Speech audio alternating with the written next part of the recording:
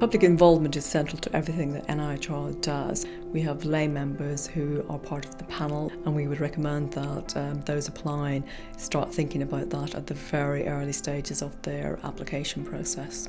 People shouldn't be taking a one-size-fits-all approach to patient and public involvement. The methods that they're using to engage with patients and carers should be appropriate for that group and should be taking into consideration their needs and their wants. And they should be really thinking about the practical aspects of engaging with that community to make sure that they're making it accessible and interesting and engaging, and they're really getting the perspective of the people that they need the perspective of. They've actually lived through things, they know where the gaps are, what needs to be researched.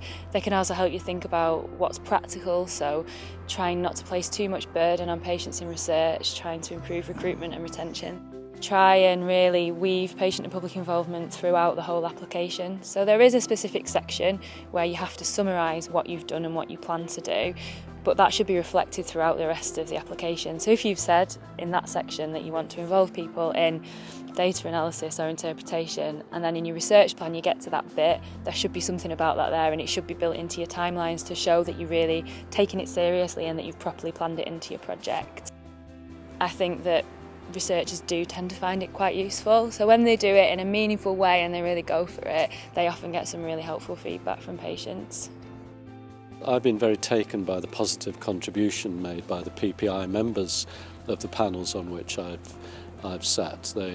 They question closely about matters that are relevant to health service users.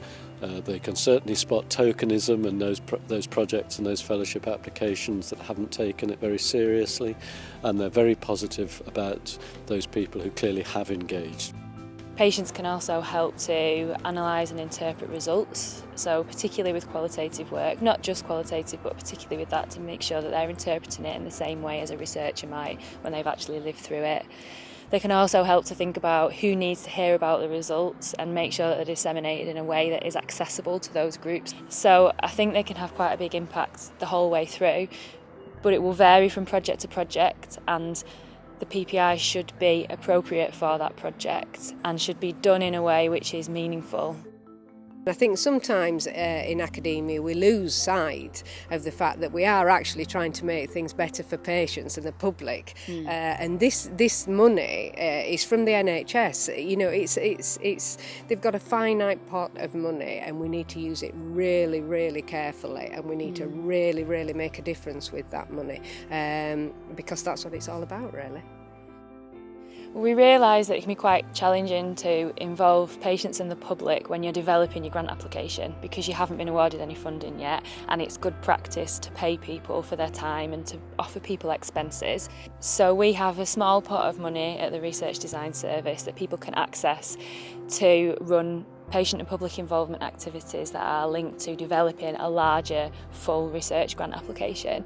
So if anyone's interested in that, all the details are on our website. You can access that online, or again just talk to one of your local advisors and they'll advise you on how to do that.